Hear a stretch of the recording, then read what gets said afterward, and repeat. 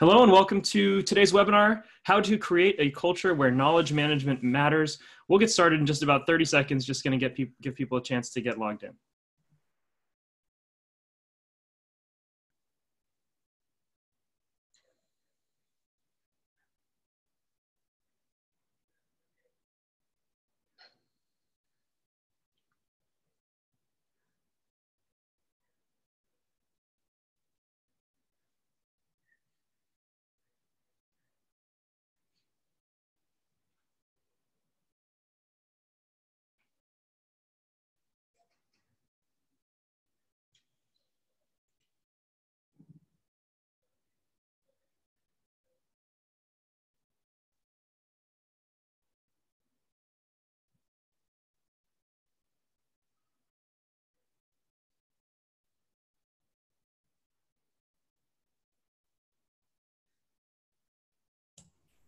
All right, we're going to get started.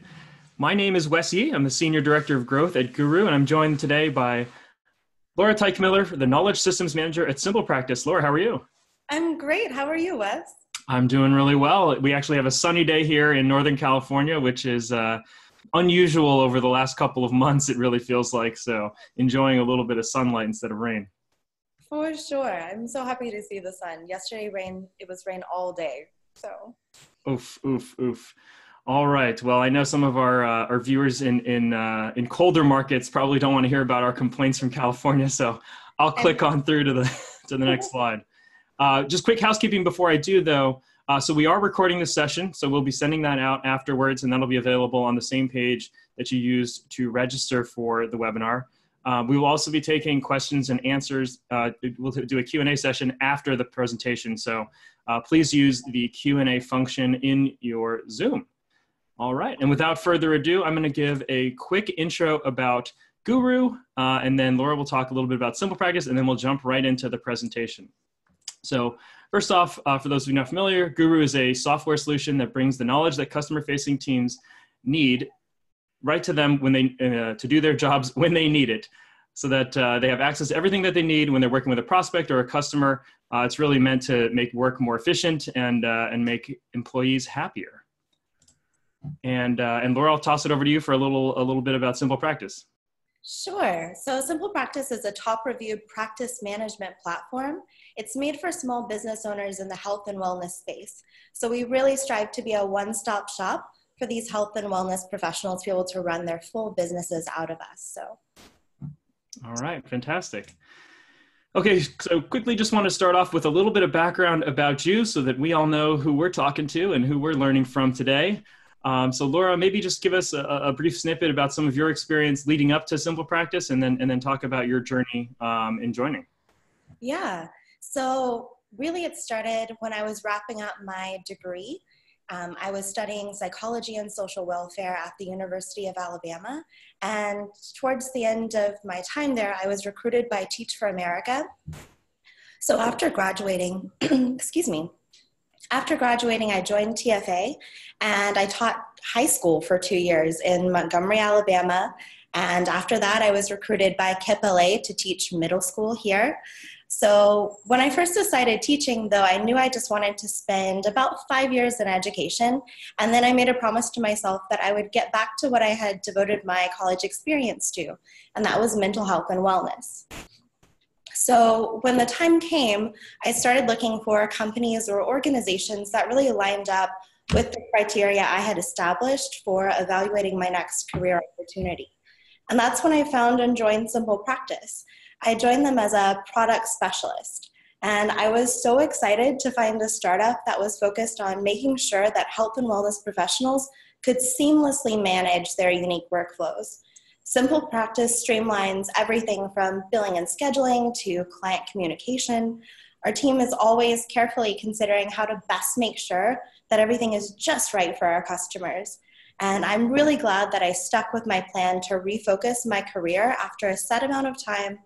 And I'm so happy that I found the perfect fit at SimplePractice. I get to use and grow all of the skills that I've built up, and I get to work with colleagues who are just as dedicated to our work as I am. That's awesome. And I have to ask, since you said you taught both middle school and high school, what are the biggest differences? Which one did you enjoy more? Any unique stories that you would share? I think they were both so different, but I love getting to teach both sets of students. So my middle schoolers, of course, were a lot more, they were a lot warmer from the beginning, you know, like they've still got that happy glow to them. And high schoolers, it took a little bit more work to build those relationships with them because they were already kind of in that state of rebellion almost. So you really had to work for it, but it was so worth it once you were able to build those connections and see what you could accomplish together for their learning. Awesome. Those are both fun facts, but I did tell you that we wanted to have a separate one for this background section. So if you could share one fun fact about yourself with the audience. Sure. So when I have the time, I am very much a Tetris fanatic. I am very good at it, I like to say. I'm sure someone else could beat me, but pretty good. And then I usually read around 7 books a month. So it's usually sci-fi or fantasy, but of course I do devote some to professional development books as well. But I like a break.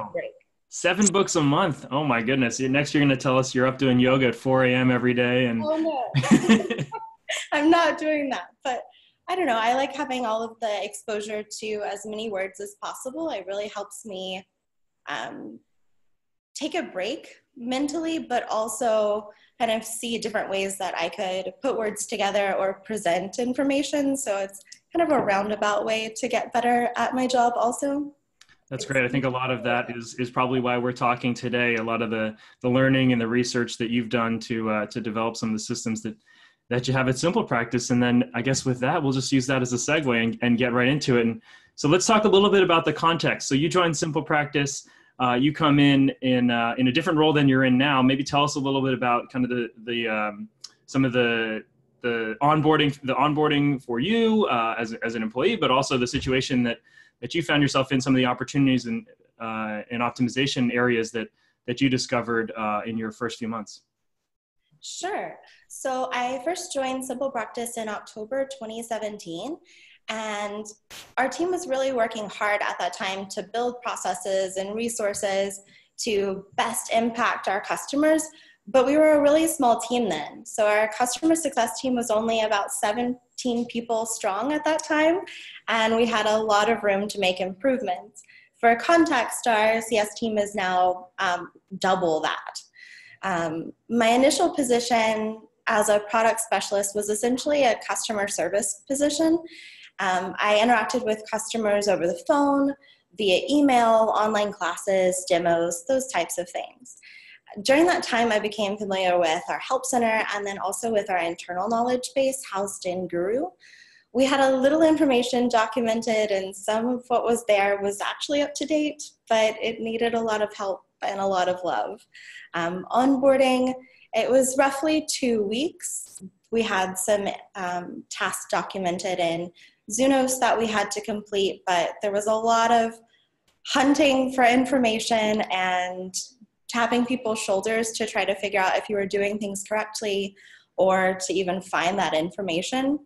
So we definitely had a lot of work to put into things. Yeah, so I guess anytime I've joined a company and done a little bit of the fact finding, kind of see what's under the hood with regards to how the business is run, I always find kind of, I think, similar situations like you, like, hey, here's a system that maybe isn't optimized. What were some of the root causes that you identified there, whether it was, I've seen different organizations where it's like, oh, this system or this process doesn't actually have an owner, or this is something that has been backward. I guess just curious, what were some of the hypotheses, at least, that you had for why the process was in that sort of condition? Yeah, so it really boiled down to, like you said, there wasn't a dedicated owner for these systems. And on top of that, we were, rapidly scaling. Our customer base was growing so much, and the time and efforts were, of course, devoted to that. Like, our superiors at that time thought we should really pour a lot of resources and time, of course, into building up our product and everything else, but they didn't really hold knowledge documentation in the same esteem as building the product or making sure that our engineers were supported in the way they needed to be. Sure. No, that makes sense. I mean, yeah, focus, especially for founders in an early stage company, like they really got to be eagle-eyed on focused on some of their key objectives. So that makes sense. And I guess the next natural question is, how did you take it from there? So that really, it seems like it sounded like a big opportunity for you.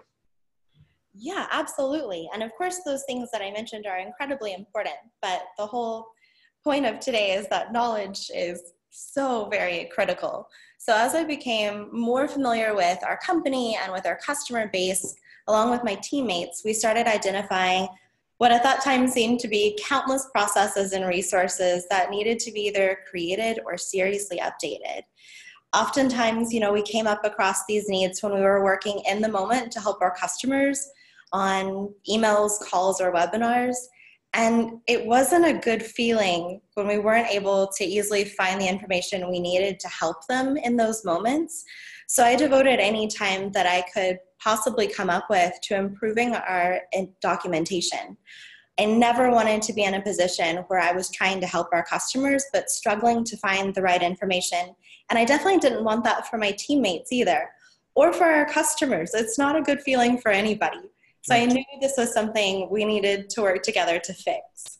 Yeah, particularly in the healthcare space where information is, I think most of the stories that I hear about information in the healthcare space are like these crazy information leaks or hacks and things like that. So it's obviously a big topic for any company working in that space. Was that part of the case that you made to implement some of the changes and optimizations that you did? Yeah, absolutely. So we've got to be able to speak credibly about, the different legislation that impacts our customers. And there are so many different pieces across so many different states and across the nation that we have to be aware of. So that was absolutely part of my case for making this a priority. I even built that into the vision and planning documentation I created for it at the onset. We've got to really hammer home to our customers that we take security seriously and we're doing everything possible to meet or exceed those measures. And if we are scrambling to talk to them about the most up-to-date information regarding compliance for them, that does not bode well for our relationship with them. Yeah, no, makes sense. You mentioned the vision and planning document, and while it's going to seem very tactical for me to dig in on that, I think that is interesting because as someone who's managed change management in previous organizations, it's not always a consistent process. I don't always see that the people responsible are using a document like that. I'd be curious to know kind of what, certainly don't have to share the template now, but what some of the fundamentals are or some of the key ingredients to have a successful kickoff or something like that. Yeah, I totally, I was thinking about, so I wanted to end on some big takeaways for our listeners today. So I was going to hold off until the very end if you're okay with that. I hate to have to build some suspense for everyone, but I definitely wanted to give them something to walk away with that they could take action on as soon as we're done with our webinar today. Okay, fair enough. We'll come back to that then. Yeah. And then last question on context. We talk a lot about systems, and I think that anytime you're talking about change within an organization, it involves the existing systems, potentially new systems that are coming in. Just curious what your tech stack looks like.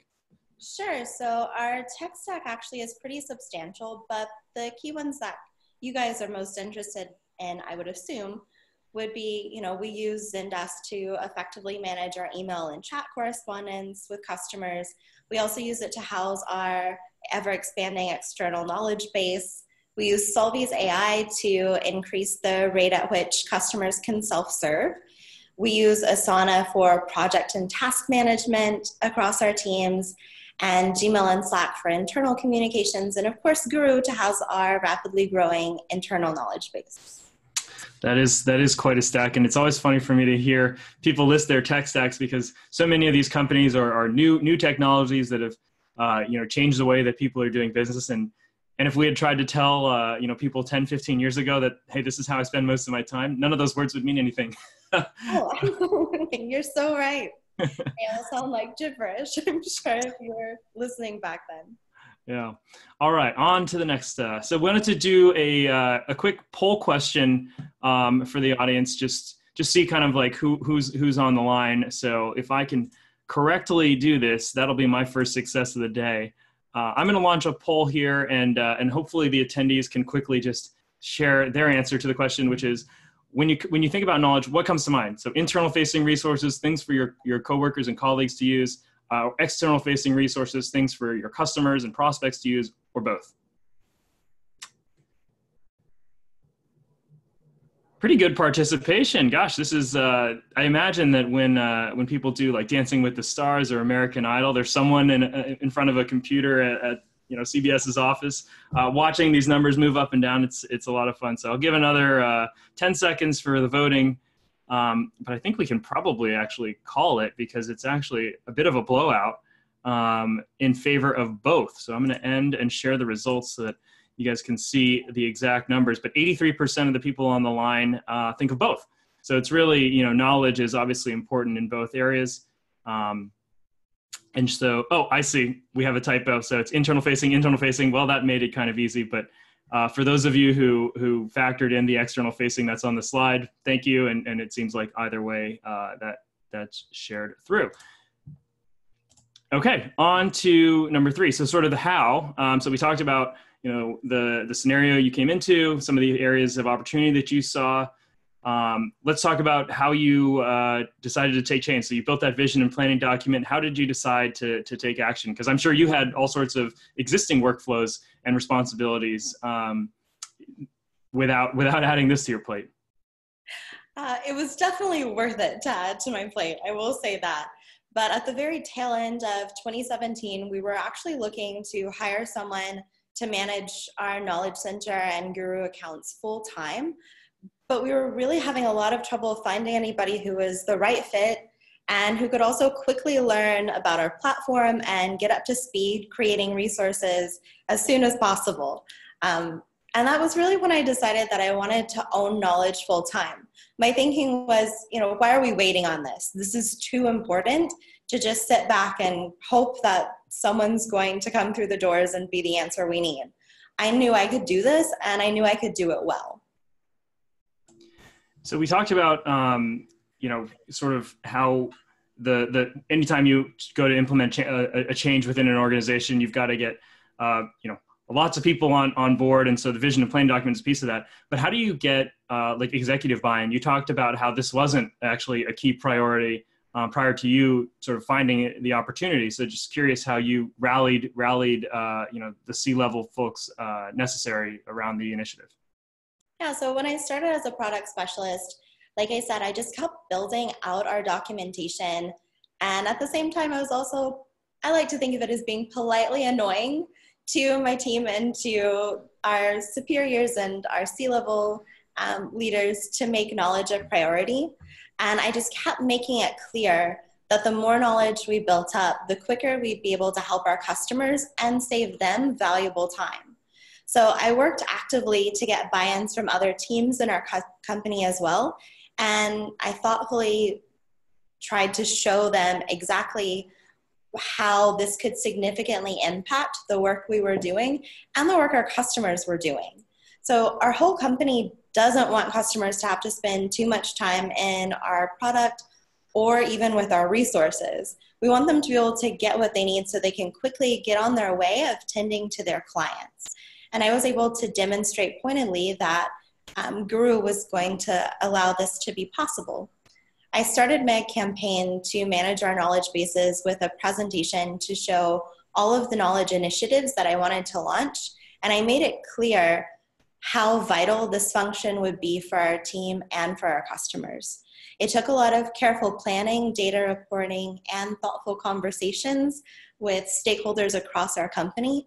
But I was able to show them that I was capable of taking on these responsibilities and that we were going to quickly see measurable results from these efforts. You use the term politely annoying. I've previously heard the term gently relentless. I love that. And you also use the word campaign, which as a marketer it really sort of piqued my interest because it really is kind of a campaign internally marketing this initiative. What were some of the ways that you acted, that you were politely annoying to the people, the key stakeholders? Well, anytime that I met with my director at the time, I would bring up and show, what our data was currently and what I thought it could be if we really devoted the time that was needed to get our knowledge documentation off the ground. I also met with other teams and it's like, hey, I noticed this workflow isn't quite as efficient as it could possibly be. Have you thought about doing it this way? We could document this and that way everyone knows, so it's not some kind of weird secret that people have to ask you about and interrupt your day. So a lot of just careful poking and prodding in very targeted ways to show people that this would make their lives better and make our customers happier. Yeah, nothing executives love more than data and efficiency. So definitely speaking their language, a key part to implementing any change. So you mentioned at the top of the call that you guys have grown quite a bit. So what sort of challenges has that presented to you? What different learnings do you have from having to implement new change and new ways of work, but also having new people come on as the train is already been rolling? Yeah, it's impacted so much of what we do here. So we now have a dedicated person on our team whose job is just onboarding new team members and new customers. And so the training that I received looks nothing like the amazing training that we've got for new hires and for new customers. It's amazing what she's accomplished in really such a short amount of time. We also have built out different systems to make sure that customers are getting their answers quickly from the most knowledgeable folks. So we have identified different subject matter experts across our team to answer very targeted questions from customers. So if we have a group practice subject matter expert and one for dietitians, things like that. So we know exactly who to go to if we need extra support or documentation so that we don't have to tap their shoulders. Yeah, and maybe the answer to my next question is just the documentation, but how do you scale that? How do you keep those subject matter experts who have key roles within the organization probably doing their day-to-day jobs? How do you keep them from being overexposed resources? Yeah, I like to think of it as, as with working to scale any initiative, you really want to carefully chart your course. If you don't know where you're headed, you can wind up off track and even in the weeds, right? So it's important to figure out your short-term and long-term key goals, milestones, and metrics at the onset, so you're sure you're always headed where you want to go. I can share that the key goals that I identified for both our internal and external knowledge management at the beginning were to establish and document a protocol to regularly audit content for relevance and accuracy, to reduce zero result search strings by less than 3%, to increase our customer self-service rate to 50%, to ensure a 5 to 10% increase in monthly new content additions. And my last one was to increase our Help Center and Guru usage, initially by 30% for both internal teams, and then of course for our customers for the Help Center, and then to decrease our ticket volume by 15%. Wow. I really think you should use the data you have on hand to inform what your journey is going to look like and keep building on it too. And of course to measure your success, because how else are you going to keep getting to do what you do and build what you do without that data to back it up? I feel like you would be I love planning travel. Just listening to you go through all the different goals and objectives, I feel like, oh, she must plan really good trips. Oh, thank you. I like to think I do. And so anytime you're implementing change, I'm sure there was like I'll use the word scale again, but a scaled effort between the teams that you began with, where it ended up within the organization. Can you talk a little bit about how, what maybe some of the phases were or the milestones that you were tracking to? Yeah, so the key goals that I mentioned earlier, those were the end results that I wanted to see. So I started out with a 30, 60, 90-day plan and just segmented those goals up into more palatable chunks where I knew exactly what I needed to do in those narrow windows of time to make sure I had enough data to really show the value and to quickly be able to pass that value on to our customers too. So everything I just divided up into thirds based off of the data that I had pulled initially, and went from there. I will say that for the 0 results search strings goal that I had identified, I had to break that up even more. So I couldn't quite get it down to that less than 3% in just a 90-day window. Sure. But I knew that there were ways that I could whittle that down very quickly in that time. So it's really just adapting to what your circumstances are and seeing what is realistic and actionable in that time. Yeah. What were like the biggest challenges as you were going through, as you sort of reminisce about some of the things that went smoothly and the things that maybe took a little bit longer? Yeah. So the things that went smoothly really would be having such a supportive team to work with here at SimplePractice and being able to get their buy-in without feeling too much like I had to hard sell most of the teams on it. Like there was obviously value in it and they were on board very quickly, most of them. The hardest thing though was coming in to working with these systems after someone else had already been trying to launch them and a lot of hands had been on them. There was no streamlined way of, documenting what we needed to. Information was kind of messy, hard to find, and it was a lot like when you have a whole tangle of Christmas lights and you're trying to undo. Oh, yes. But, being able to chunk out time and really prioritize what mattered, you could take them just a couple of wires at the time and make great headway. So. Yeah, a little bit of detective work needed, some research, fact finding, probably almost like you could probably film a documentary in the conversations that you have to have in an org going around trying to figure out who did what, when, and why. We did get a topical question here about some of the metrics that you went through. So this person was curious about how you came up with those goals and how other teams were involved in some of the 30, 60, 90 things that you talked about. Sure. So I came up with them just by looking at what our current data was and also collaborating with my superiors to really see what they wanted to see and what would be best for our customers at that time.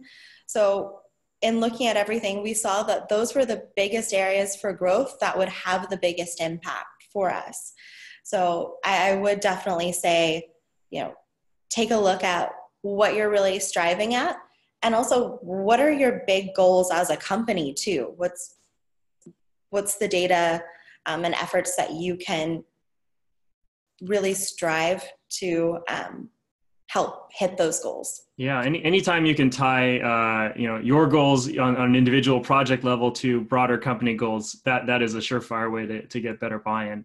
And definitely, it sounds like you had a collaborative planning session with them. So. All right, let's try another poll. Hopefully this one will not have the trick question aspect that the last one did, but again, thanks for everyone who participated in the last one. And so here, just we heard about how Laura had she kind of explained her change management strategy and process, and I'm gonna hit launch poll here, and hopefully we can have the attendees kind of share whether or not they have a framework that they've used in the past, or if this is something that is yet defined. Gonna give another 15 seconds or so. While people are answering this, Laura, what's your favorite movie? Favorite movie? Oh, I would say The Grand Budapest Hotel. It's Oh. delightful. Are you a big Wes Anderson fan or just that specific movie? Certain Wes Anderson films, I will say. Yeah. Like I'm not too crazy about like the Fantastic Mr. Fox. It's fine. Okay. Okay. The Grand Budapest Hotel is phenomenal. Got What it. about you? What's your favorite? Well, my favorite Wes Anderson movie is got to be Isle of Dogs. I have four Oh, dogs, and so that's an easy answer for me. My favorite movie of all time is The Prestige. It's a Christian Bale, Scarlett Johansson, Hugh Jackman, Christopher Nolan film. So sounds big fan of that. And for the attendees, we're going to wrap the poll now. But hey, a couple bonus movie recommendations if you haven't seen either of those. You can report back on the next webinar whether or not you enjoyed them. All right, well, I'm going to hit end poll. This one was actually pretty close. So about half the, I'll share the results so you guys can see the exact numbers, but about half the responses here, yes, half said no, or not yet. So hopefully for those who don't have it yet, you'll be able to use some of this discussion to build yours out. And for those of you who do have one, hopefully you're able to take some things here that can help to continue to iterate and optimize your own. All right, on to the next section, which is the results. I mean, the most important thing, right, is that we get results out of all the work that we're doing. And so, Laura, tell us a little bit about how, all the work that you did to implement this change turned out for SimplePractice. So it's been going very well. I will share that we've definitely seen impacts with our current data. So for CSAT, it's climbed to about 17% higher than what it was when we first started using Guru. So now it's a 96%. Can you, by the way, can you share what CSAT is, just in case we have people who don't know the acronym? So it's customer satisfaction score. So it's how happy they were in interacting with your support team. Usually it's just a binary metric. So like good, yes, I'm satisfied, or bad, no, I was not happy. Got it. Cool. Thank you. Yeah. And then for our NPS, it has dipped a little recently, actually. So it's 50 now, which is still great. But we view NPS here as a shared metric at our company. And customers in the NPS can, of course, share their reason for their rating. And for some context on NPS, it's Net Promoter Score. It's how likely a customer is to recommend your product or service to others. And while our customer success team's NPS-related ratings have never been higher, we do know that our customers are really wanting to see certain additions to our platform. And thanks to the important feedback that we've been getting from our customers through this rating system, we're much better informed about which features and enhancements we most need to prioritize building. For ticket handling. Oh, just real quick on NPS, I just want to share a little bit more context for those who maybe haven't administered or implemented NPS. It's interesting, a score of 50 may not sound great, but actually on a scale, so NPS is measured on a scale of -100 to +100. And so a 50 is actually outstanding. So to hear that you have, never been higher scores on some of those, that's really great to hear. Well, thank you. Yeah. And I know you guys had wanted to hear a little bit about the ticket handling time and a few other things. So I can share that since just the beginning of this year, our median ticket handling time has decreased now, as of this morning anyway, almost 3 full minutes. So at the beginning of January, it was at 13 minutes just about, and now it's hovering right around 10 minutes. And our first resolution time for tickets, it's actually increased because the questions that are coming through in tickets are way harder. These are the questions that customers can't self-serve and that often require some degree of investigation from our agents. But that doesn't paint the full picture because our customers can contact us through other means too. So 46% of customer requests are self-served. So we don't even see those questions. And then 52% of our chats are fully served in less than 9 minutes. Right. So it's really, it sounds like about getting the right answers to the right people, obviously it's sort of the obvious goal, but making sure that if there is the opportunity to self-serve, that you guys are finding more ways to make sure that people can do that. Because of course, any of us who have experience with customer service, customer success, customer support, anytime we can help ourselves, that's always the easiest, right? Yeah, well, and we've got to do that too. Our customer base has doubled since I started, or more than doubled actually. So we were around 15,000 customers when I started at SimplePractice, and now we've got more than 30,000. Wow. So we've got to make sure that we're providing that individual support in the way that each customer needs and make them feel heard and like we've done our jobs helping them. Yeah. And that's why, that's why any of us have these systems, right? Is so that we can scale ourselves, because humans don't scale infinitely as much as some of the huge companies in the world these days might make you think otherwise. Really, that's why we have these tools, so that we can, expand our impact and influence across more people than we could ever talk to on a one-off basis. Yeah. So one of the interesting things that we sort of discovered when we were doing some fact finding with you was that SimplePractice measures NPS internally. And so that's, tell us a little bit more about how that works. Sure. So our C-level and our directors, they were actively talking about the importance of NPS for our customers, but then it led them to consider how important it is to know that our employees are happy and they're satisfied with the work they're doing and with what we have available for them at SimplePractice in terms of the culture and resources. So knowledge factors into this and is part of our culture, because we know it's incredibly important for everyone to have the information they need to be able to perform at the high level that not only we expect, but also our customers expect. We couldn't perform our jobs well if we didn't have that knowledge and the resources we needed. So I regularly receive feedback from teammates about not only the quality of our knowledge documentation, but also about how much happier and less stressed it makes them knowing that they can easily access answers to their questions in real time, no matter what their job function is here. That's great. And it sounds like probably this is serving the purpose of the close the loop. Laura came on, implemented this big workflow change and optimization and improvement for everybody at the company. But now this is you sort of making sure that actually was successful and continues to be. Oh, yeah. Because it's never, there's no end marker that you're striving. Not a finish line. There's no finish line. You just keep working and striving and making things better. Like, I love that there's no end in sight. Yeah, no, very cool. And certainly something that I would echo and recommend for anyone implementing changes is having a close the loop phase like this. And NPS is a great way to measure that, because it sort of blends qualitative and quantitative analysis. And I think, even as a marketer, like, this is something that we try to do like with our sales team on a regular basis is ask them, hey, how are we doing? What are some of the, the ways that we could improve and continue to get better, like you're talking about? Yeah. So just curious, I think we kind of talked about how the improvements that you made on the knowledge side and on the system side have helped customers, get better, faster results and things like that. But I'm a big like company culture fan, and obviously the title of this webinar reflects that. But we've seen some of the ingredients that have gone into the culture and been ingrained systematically. But I'm just curious how, and maybe this is more of the qualitative side, how things have changed from a culture perspective as a result of this initiative. Sure.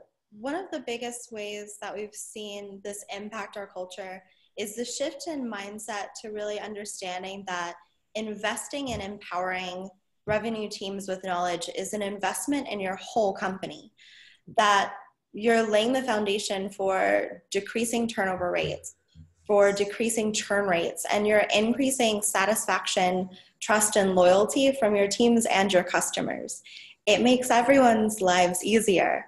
And so we're able to focus on so many more important things now that we've got that time back that we had before spent digging into those investigations or bothering other people to get the same information from them over and over again.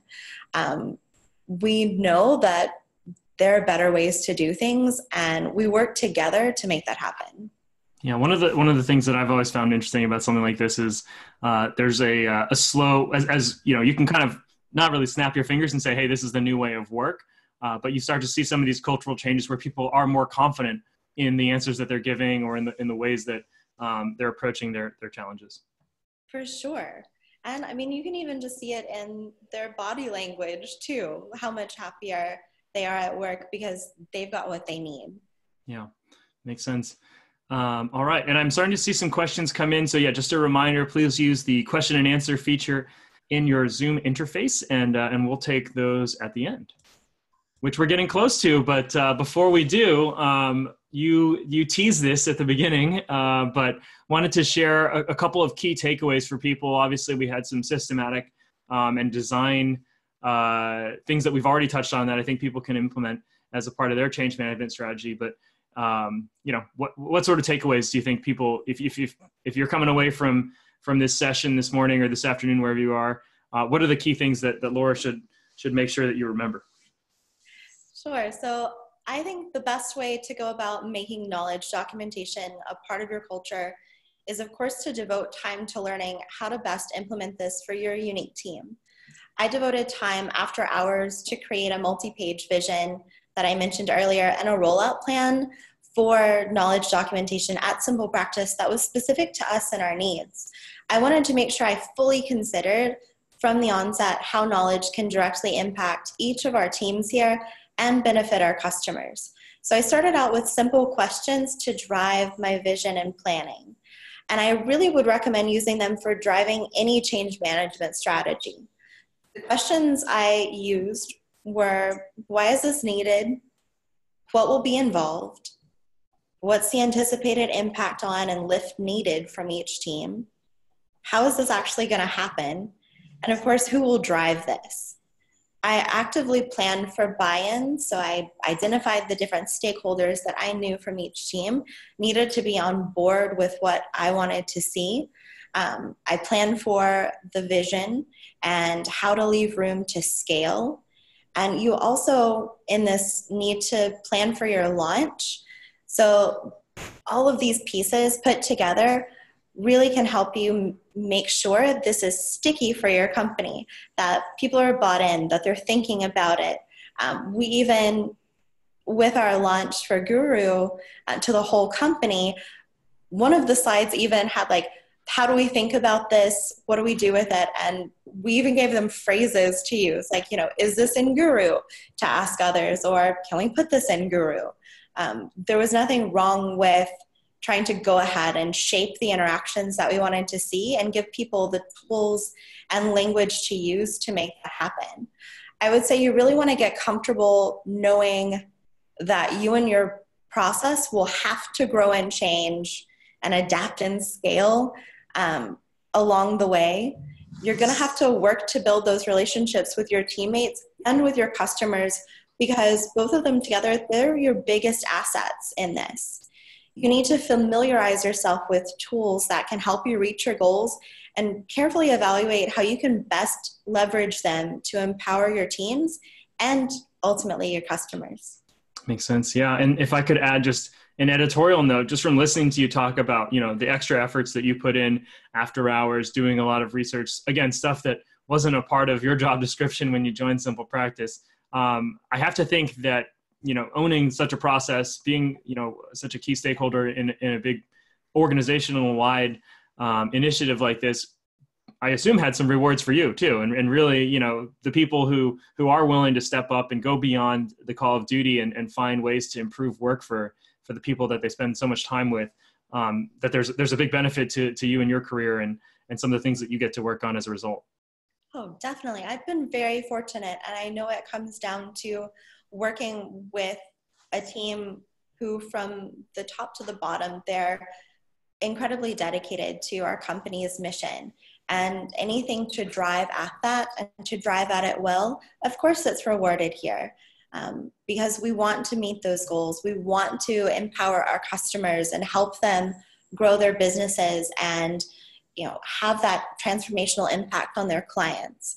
And so I'm really grateful that I have the opportunity to work with such phenomenal people who are always mission driven and reward those who help with that. Yeah. No, it's great. And I'm sure that's inspiring for your colleagues. And I know for me, like when I hear stories like this, it's like, Next time I'm running into something that maybe isn't quite right, you could use some optimization rather than, complain about it, do something about it. Try to come up with a way to make things better, because you're probably not the only one struggling with that. No, well, and I know it's easy to complain, sure, but it's so much better to just leave those, in your mind, to not verbalize them, and instead, you know, propose a solution, figure out what those problems are, and really dig at what's going to make this better. Because I can sit on my hands all day and complain, but it's not going to improve my life or the lives of my teammates. I've got to actually do the work and use my voice to make that happen.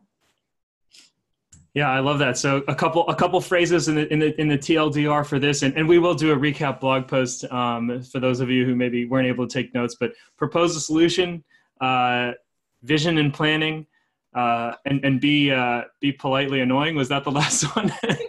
That should be the last one. Fair enough. Very cool. That sounds like something you could put on a shirt too. Be politely annoying, or I am politely annoying. All right. Very cool. So we will wrap with a few questions. We'll take a couple that have already come in, and if there are any more that folks want to send in, we'll grab those now, or we can take them offline and respond directly or over that recap blog post that I mentioned. But quickly, a couple that have come in already. So there's one, and this is specific to Guru, but I would just expand it to be even broader, is when you are implementing change management that involves a tool, how do you work with the vendor to make sure that that the launch goes well, that you have the right people engaged? What are some of the ways that you approached, I guess in this case, Guru, but what do you suggest others do when they're working with a vendor to implement some change? Well, you will, of course, want to reach out and ask questions. So I really love Guru's chat feature. So anytime that I'm not quite sure exactly what to do in Guru, or I know there's something I want to accomplish, but I don't know if I know the best way, I can quickly hop on a chat and just ask. It's really nice that that feature is there at my fingertips, and I can get answers quickly to exactly what I need.